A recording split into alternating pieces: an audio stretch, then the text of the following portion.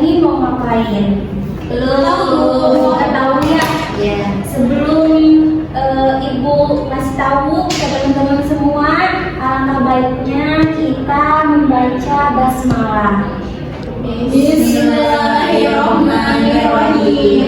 Oke teman-teman, jadi pada kegiatan kali ini kita akan mengisi Google Form DCM. Teman-teman tahu nggak sih DCM itu apa? Nggak tahu ya, teman-teman nggak tahu. Oke.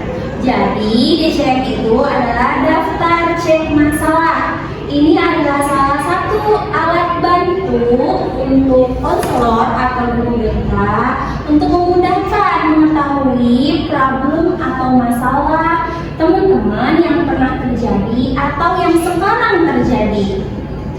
Paham nggak teman-teman? Paham. Ya, alhamdulillah ya kalau paham. Nah, nanti saya akan mengirimkan link Google Form melalui ketua kelas teman-teman. Di sini siapa ketua kelasnya? Saya dulu. Oke, nanti saya akan mengirimkan link Google Form-nya kepada ketua kelas ya. Tapi sebelum saya mengirim Google Form, teman-teman udah pada siap belum? Udah Ibu? Sudah. Udah. Oke, saya kirim ininya linknya.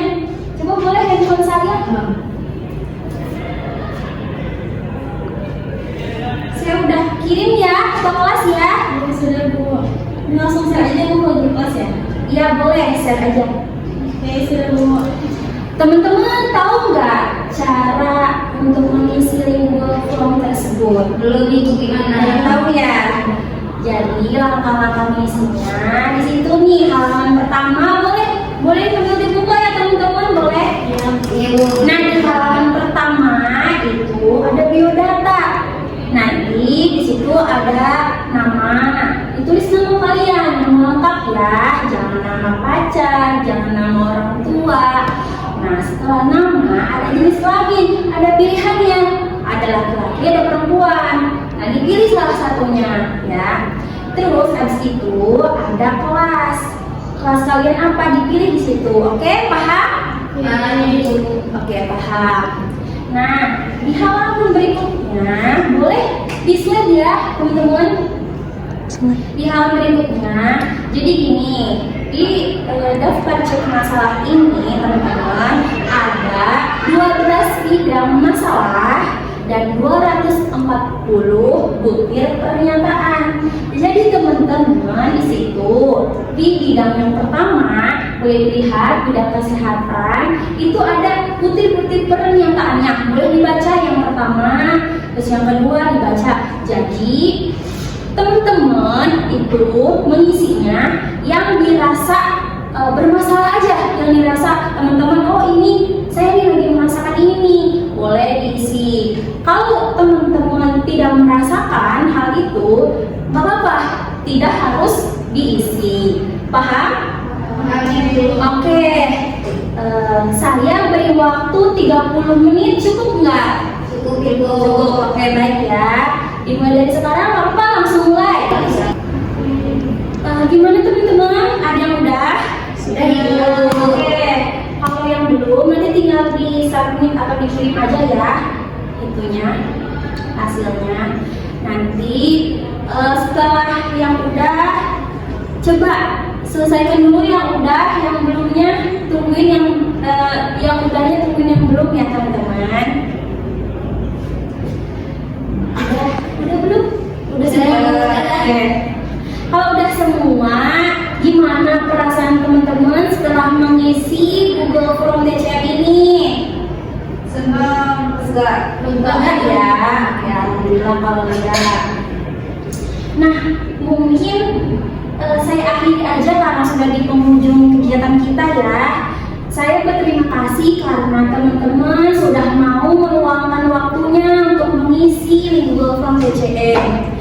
Mungkin saya cukupkan. Wassalamualaikum warahmatullahi wabarakatuh. Waalaikumsalam warahmatullahi wabarakatuh. Terima kasih Ibu. Oke, kita lanjut ke pengolahan data DCM-nya. Nah, di sini teman-teman bisa dilihat ada nama-nama responden yang sudah mengisi, ada 20 responden. Nah, ini dari mana data ini? Teman-teman kan saya sudah membagikan link Google Form-nya ya. Nah, setelah membagikan link Google Form, teman-teman sudah mengisi link Google Form tersebut, maka terdapatlah poin-poin data yang ada di dalam tabel ini. Jadi data tabel ini nih dari Google Form. Nah, teman-teman bisa lihat di sini ada 0, 1, 1, 0, 0 gitu ya. Nah, 0 ini berarti tidak. Kalau 1 berarti iya. Nah, lanjut saja ya. Di sini di bidang kesehatan ada NP, TM, persen, dan predikat. NP ini adalah jumlah dari butir pernyataan yang ada di dalam bidang tersebut. Jumlah butir pernyataan yang ada di bidang kesehatan. Nah, gimana cara menemukan NP ini? Oke, saya kasih contoh ya teman-teman. Caranya gini, kita delete dulu. Rumusnya itu sama dengan sum, buka kurung, terus blok, sebentar teman-teman.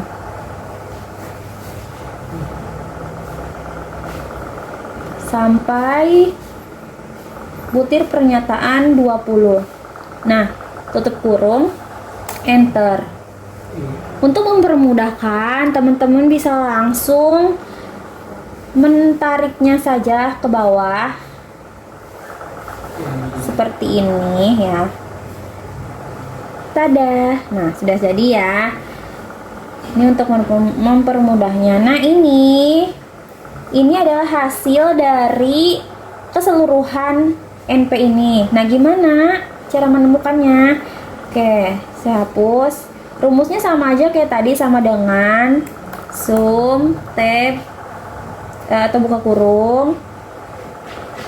Kita tarik sampai bawah. Kalau udah, tutup kurung, enter. Nah, sedangkan di kolom TM ini adalah butir pernyataan yang ada di dalam bidang kesehatan.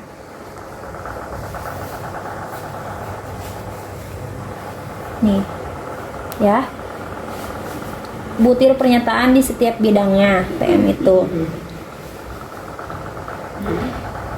Saya menggunakan 20 butir pernyataan. Nah, di sini langsung kalian cantumkan saja 20. Nah, untuk rumus persen di dalam bidang keseluruhan, di dalam sheet keseluruhan atau di bidang kesehatan itu rumusnya sama dengan nih. Oke, saya contohkan ya. Saya hapus dulu.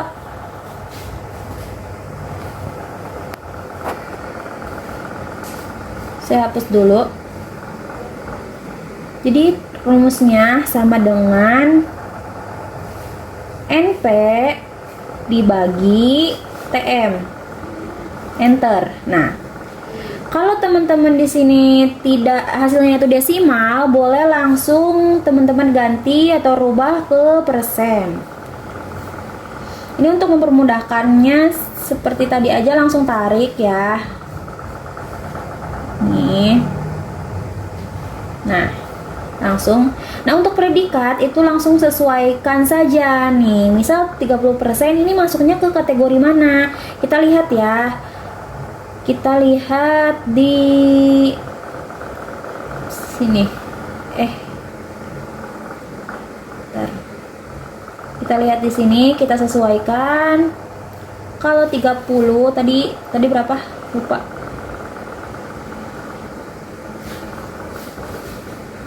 kalau 30%, nah kan Dek, kita pastikan.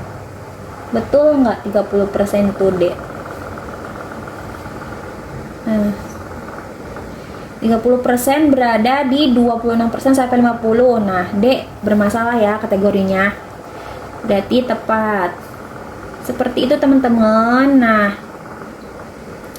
untuk bidang selanjutnya itu sama, cara pengolahannya sama seperti tadi, nggak ada yang beda. Nah, di sini saya sudah mengisinya semua sampai 12 bidang. Langsung saja ya setelah diolah atau dilakukan pengolahan 12 bidang ini, langsung ke total jumlah keseluruhan NP-nya. Nah, untuk jumlah NP ini hasil dari pentotalan dari setiap aspek bidangnya. Ini rumusnya adalah sama dengan buka kurung. Teman-teman boleh langsung tambah-tambahkan saja ya dari NP-nya. NP dari bidang kesehatan, diklik, tambah NP bidang keadaan ekonomi, ditambah NP bidang kehidupan keluarga, sampai seterusnya, sampai ke 12 bidang. Nah, dan dirasa sudah, boleh langsung tutup kurung, lalu enter, dan hasilnya segini. Nah, untuk kolom-kolom selanjutnya ini seterusnya tidak usah teman-teman ulang lagi. Untuk mempermudahnya, teman-teman langsung tarik aja ke bawah. Nah, udah, dengan mudah sekejap langsung ada hasilnya, tidak usah mengulangi seperti tadi. Nah, 240 ini JTM ini adalah jumlah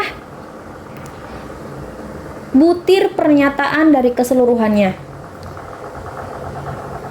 Saya memakai 240 butir pernyataan, makanya di sini tercantum 240 butir pernyataan. Nah, teman-teman langsung ketikkan saja 240 dan langsung tarik ke bawah biar langsung sama semua. Nah, untuk persennya ini teman-teman bisa langsung ketikkan rumusnya sama dengan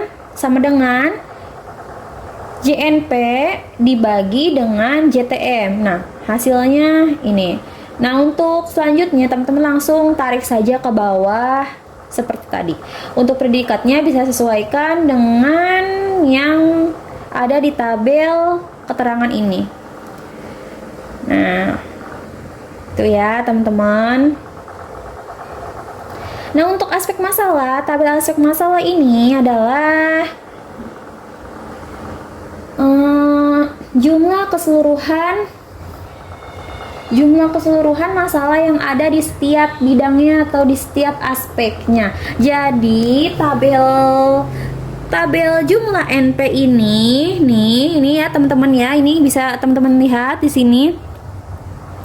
Itu asalnya dari jumlah NP di setiap bidangnya. Ini yang 158 ini asalnya dari jumlah NP di setiap bidangnya nih. Ini ya teman-teman ya, bisa teman-teman lihat. Saya ini lagi.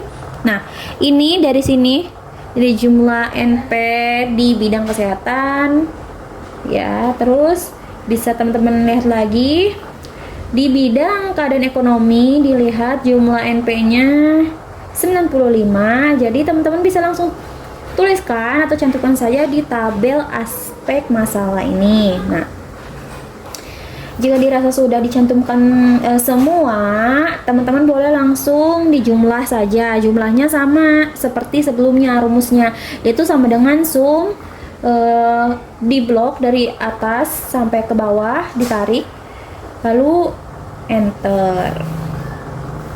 Gitu ya teman-teman ya.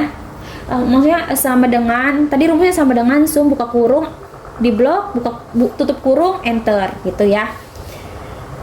Kalau JS ini jumlah responden, saya menggunakan 20 responden. Nah, di sini saya mencantumkannya 20 responden ya teman-teman. Nah, sedangkan TM ini adalah jumlah pernyataan di setiap butir, di setiap bidangnya. Saya memakai 20 butir pernyataan di setiap aspeknya, aspek atau bidangnya. Nah, untuk 40% ini rumusnya, rumusnya di aspek masalah itu JNP ya teman-teman bisa lihat JNP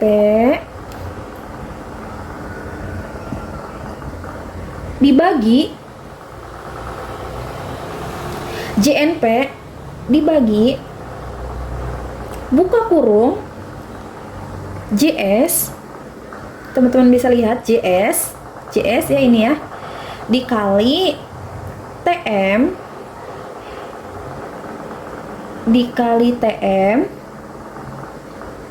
tutup kurung dikali 100%, maka hasilnya terdapat 40%. Nah, untuk memudahkannya langsung seperti tadi ditarik saja ke bawah seperti ini ya. Untuk predikatnya sesuaikan saja dengan tabel keterangan ini, kategori yang sini ya, teman-teman. Nah, untuk total masalah ini adalah total dari semua masalah yang ada di 12 bidang ini. Total masalahnya ada 1350 berapa ini? 55. Persentasenya dari mana? Ini terdapat dari total masalah ya, ini ya 1355 ini total masalah dibagi buka kurung 240 itu butir pernyataan keseluruhannya dikali 20 itu adalah jumlah respondennya, tutup kurung, langsung enter dan presentasinya langsung keluar. Nah, dirasa apabila desimal maka langsung ubah aja ke persentase di sini ya. Untuk predikatnya sesuaikan saja seperti tadi, ini di tabel sini ya teman-teman. Oke. Dilanjut kepada persentase masalah per individu.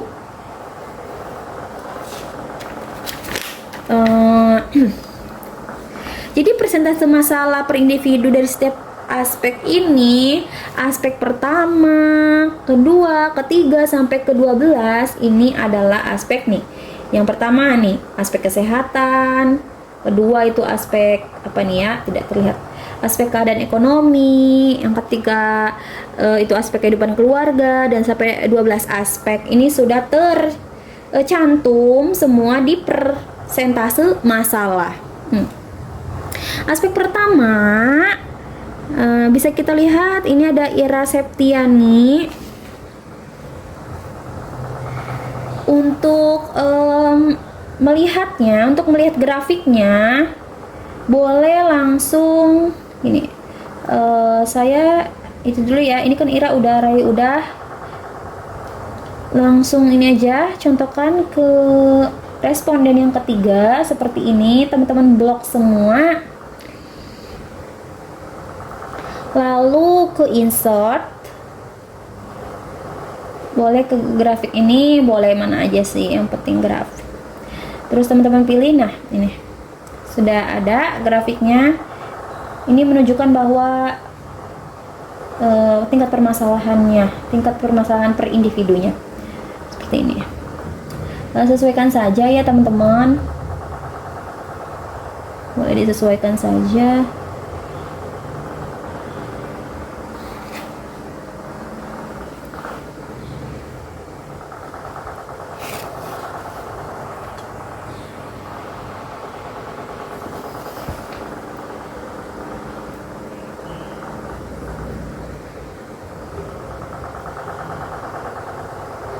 Sebentar teman-teman.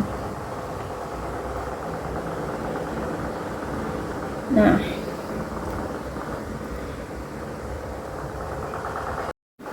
oke, kita lanjut ke rencana kegiatan atau action plan bimbingan dan konseling tahun ajaran 2025 sampai atau 2026. Nah, di sini ada bidang layanan, bidang pribadi, ya teman-teman bisa lihat ada bidang pribadi. Di sini yang pertama saya memilih butir nomor 15, butir pernyataan nomor 15, yaitu sering merasa mengantuk. Nah, tujuan layanannya itu konseli mampu memahami penyebab rasa ngantuk yang berlebihan serta mengembangkan hidup sehat, mengatur waktu dengan baik dan pola tidur yang teratur agar dapat meningkatkan konsentrasi dan efektivitas belajar. Nah, di sini saya memakai strategi layanannya itu bimbingan klasikal. Kenapa menggunakan bimbingan klasikal? Karena di sini sasarannya ada lumayan cukup banyak. Terdapat berapa ini? 1, 2, 3, 4, 5, 6, 7, 8, 9, 10, 11, 12, 13. Ada 13 klien atau siswa yang menjadi sasarannya. Makanya saya memakai bimbingan klasikal karena itu lebih efektif menurut saya. Materi yang saya gunakan ini memberikan informasi mengenai pentingnya menjaga pola tidur yang teratur. Metodenya itu diskusi kelompok. Nah, medianya itu lembar diskusi. Evaluasinya itu, penilaiannya itu LAISEG. Saya menggunakan ini penilaian segera.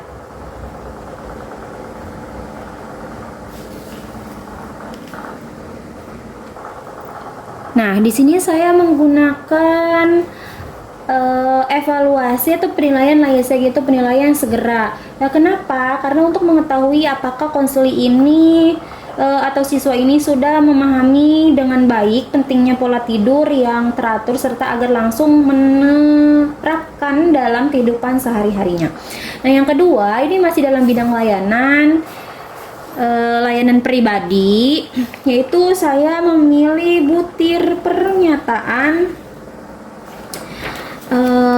nomor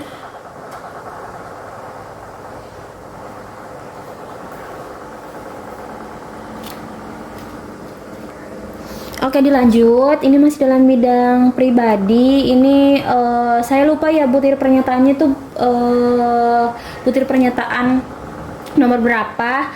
Yang saya ingat itu pernyataannya, jadi dia tuh tidak nyaman jika bergaul dengan lawan jenis. Jadi dia nyamannya bergaul dengan yang sejenis gitu ya.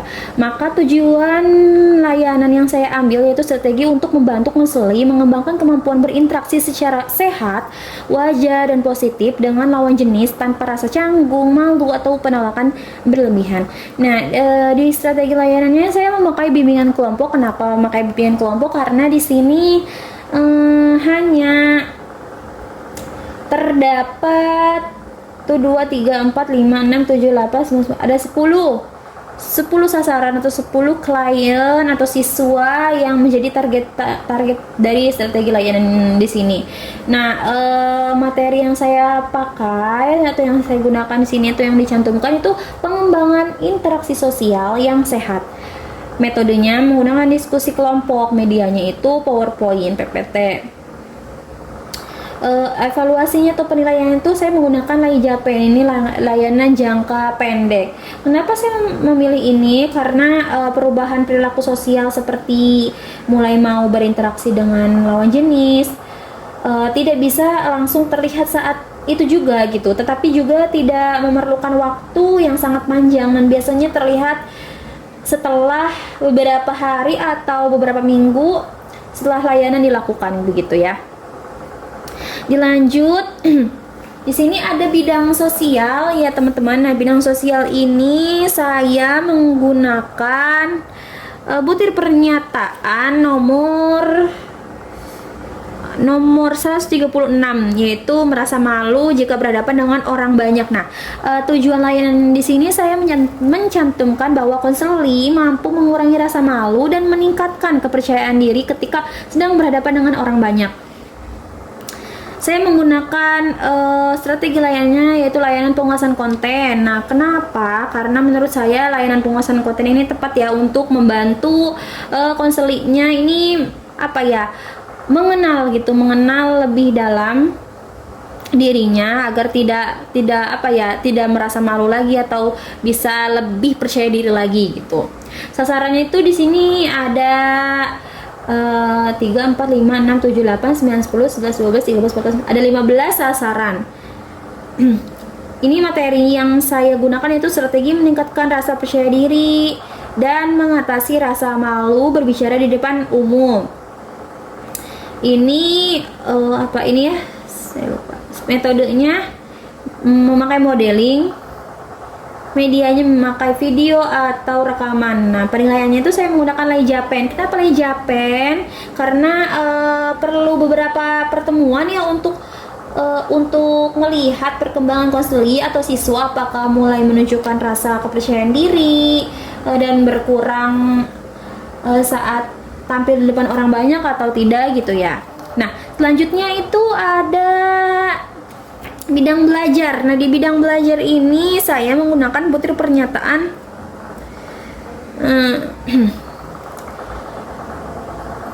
saya menggunakan butir pernyataan nomor 186. Di sini pernyataannya yaitu saya sering takut atau cemas menghadapi ulangan. Nah, tujuan layanan di sini saya memakai tujuan yaitu membantu konseli memahami dan mengatasi rasa takut dan cemas saat menghadapi ulangan agar dapat belajar dengan tenang, percaya diri dan optimal. Saya menggunakan strategi layanan konsultasi. Kenapa konsultasi? Karena di sini konseli atau siswa ini kan ngerasa takut saat ulangan atau ngerasa cemas saat menghadapi ulangan ya. Nah, maka dari itu siswa atau klien ini nih biasanya diketahui oleh gurunya gitu. Nah, maka dari itu si guru BK atau konselor ini meminta bantuan kepada guru atau wali kelas untuk bisa membantu konselor atau guru BK menghadapi klien atau siswa tersebut. Nah, itu menurut saya efektif menggunakan strategi layanan konsultasi ini. Nah, sasarannya itu ada 3, 4, 5, 6, 7, 8, 9, 10, 11, 12, ada 13 sasaran klien. Materi yang saya gunakan ini strategi mengendalikan pikiran negatif.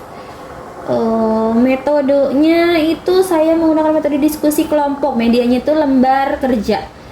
Terus penilaiannya itu layanan segera. Nah, kenapa saya menggunakan LAISEC? Karena untuk melihat perubahan sikap, pemahaman dan juga pengalaman setelah melakukan kegiatan tersebut. Nah, lanjut ya. Di sini ada masih bidang belajar. Saya menggunakan butir pernyataan nomor 202, yaitu saya belajar tidak teratur waktunya. Tujuan layanannya itu konseli memahami pentingnya manajemen waktu belajar dan mampu mengatur jadwal belajar secara teratur agar proses belajar menjadi lebih efektif dan terburu-buru. Maaf, ini ada sedikit typo ya.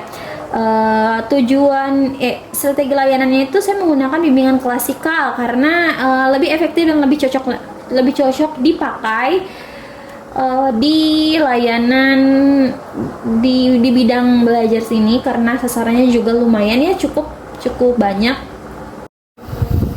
Oke, lanjut. Di sini ada ini ya, evaluasi proses dan hasil program semesteran bimbingan dan konseling tahun pelajaran 2025 sampai 2026. Nah, di sini ada jenis layanan, jenis kegiatan, ada bidang bimbingan pribadi, sosial, belajar, karir, terus fungsi bimbingan konselingnya, tujuannya, sasarannya, sama waktunya. Nah, di sini di persiapan ada pembagian tugas guru bimbingan dan konseling atau konselor. Nah, tujuannya di sini agar mencapai keberhasilan dan kesuksesan dalam melakukan layanan bimbingan dan konseling. Sasarannya itu konselor dan waktunya itu bulan Oktober. Nah, yang kedua asesmen kebutuhan. Di sini bidang bimbingannya itu bidang pribadi, bidang sosial, belajar dan karir. Fungsi bimbingan dan konselingnya itu yaitu fungsi pengembangan, penjagaan dan juga pemeliharaan. Tujuannya untuk mengetahui kebutuhan konseli. Nah, sasarannya itu mahasiswa, waktunya itu bulan Oktober. Dilanjut ada menyusun program bimbingan dan konseling. Di sini ada bidang di sini juga untuk bidang pribadi, sosial, belajar, karir. Tujuannya itu layanan BK ini lebih terarah dan juga tepat sasaran. Sasarannya konselor bulan Oktober gitu ya. Konsultasi program BK Ini juga sama, pribadi sosial belajar karir, tujuannya untuk mengatasi kendala atau pelaksanaan program BK. Sasarannya konselor bulan Oktober. Nah, selanjutnya ada pengadaan sarana atau prasarana BK. Ini tujuannya untuk mendukung kelancaran kegiatan pembelajaran dan layanan BK. Ini sasarannya konselor dan waktunya itu bulan Oktober. Nah, ini di tabel evaluasi proses dan hasil ini kita lihat dari action plan, teman-teman. Kita bisa lihat dari action plan. Kenapa? Karena emang patokannya emang di situ ya, di sebelumnya di action plan ini ya, ini untuk lebih memudahkan teman-teman mengisi lanjutannya gitu ya.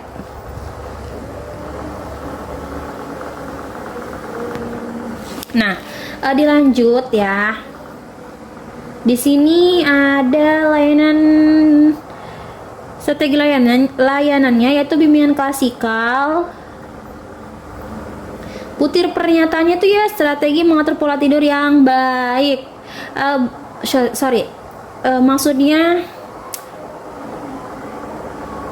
Maksudnya ini tuh bimbingan klasikal ini nih, ininya tujuan nih, kita lihat ya. Ini dari mana? Strategi mengatur pola tidur yang baik ini dari action plan. Kita lihat dari tujuan layanannya. Kita simpulkan saja nih teman-teman, nggak usah kita cantumkan semua tujuannya ini, karena ada lagi kolom yang emang mencantumkan tujuan ini.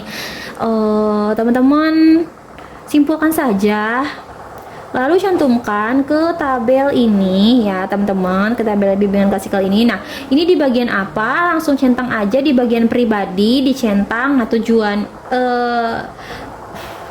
fungsi bimbingannya itu fungsi pemahaman dan pengembangan. Tujuannya itu langsung salin saja teman-teman dari action plan ke sini ya, untuk memudahkan. Sasarannya itu mahasiswa, yaitu bulan Oktober. Dan begitu juga selanjutnya teman-teman, itu dilihat dari action plan. Nah, ini yang dicentang-centang ini teman-teman lihat, ini terdapat di bidang apa gitu ya. Nih, di sini kan ada nih bidang-bidangnya kan, bidang pribadi, ini kan bidang pribadi ya teman-teman. Terus ini bidang sosial, terus bidang belajar, bidang karir. Jadi teman-teman lihat di sini gitu, untuk bisa mencantumkan di sini. Jadi sampai akhir teman-teman patokannya dari action plan ya. Nah, sampai sini teman-teman lihat di action plan. Oke, dilanjut. Ini adalah rencana pelaksanaan layanan bimbingan kelompok semester 5 tahun pelajaran 2025. Ini bisa dikatakan RPL. Saya memakai format bimbingan kelompok. Nah, di sini bisa dilihat teman-teman, strategi layanannya yaitu menggunakan bimbingan klasikal. Nah, bidang layanannya yaitu bidang pribadi. Fungsi dari layanannya yaitu ada fungsi pemahaman dan juga fungsi pengembangan. Nah, tujuannya yaitu konseli mampu memahami penyebab rasa ngantuk yang berlebihan serta mengembangkan hidup sehat, mengatur waktu dengan baik, dan pola tidur yang teratur agar dapat meningkatkan konsentrasi dan efektivitas belajar. Jadi RPL ini teman-teman bisa lihat dari action plan atau yang hasil dan evaluasi itu, karena patokannya itu ya teman-teman. Terus selanjutnya itu ada topiknya. Di sini saya memakai topik pentingnya menjaga pola tidur yang teratur. Sasaran layanannya itu mahasiswa. Metode dan tekniknya itu menggunakan metode diskusi kelompok. Waktunya itu 2 kali 40 menit. Media atau alatnya lembar diskusi. Tanggal pelaksanaannya 20 Oktober 2025.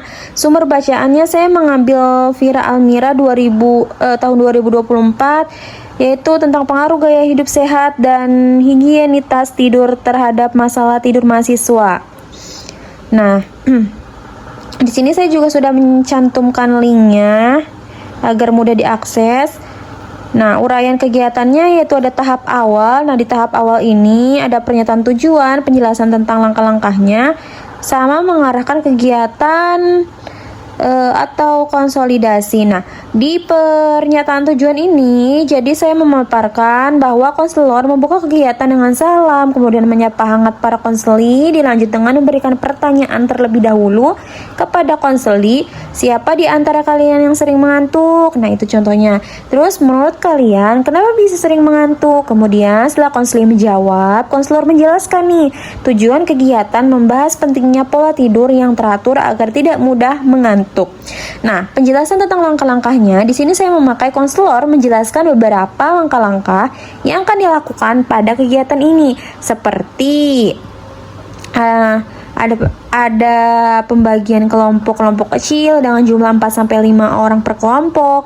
Nah, yang ketiga itu mengarahkan kegiatan, yaitu setelah konselor mengarahkan konseli untuk kumpul bersama teman-teman kelompoknya, dan konselor memberikan lembar diskusi kepada setiap kelompok untuk bisa saling berdiskusi, lalu mencatat lembar diskusi. Selanjutnya itu ada tahap peralihan. Nah, di tahap peralihan ini konselor mulai menanyakan kesiapan kepada para konseli dan mulai memasuki ke tahapan inti.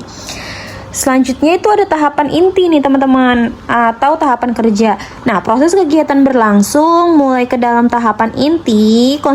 Konseli ini mulai mendiskusikan dengan teman-teman kelompoknya mengenai topik yang sudah diberikan dan menulis hasil diskusi di lembar diskusi.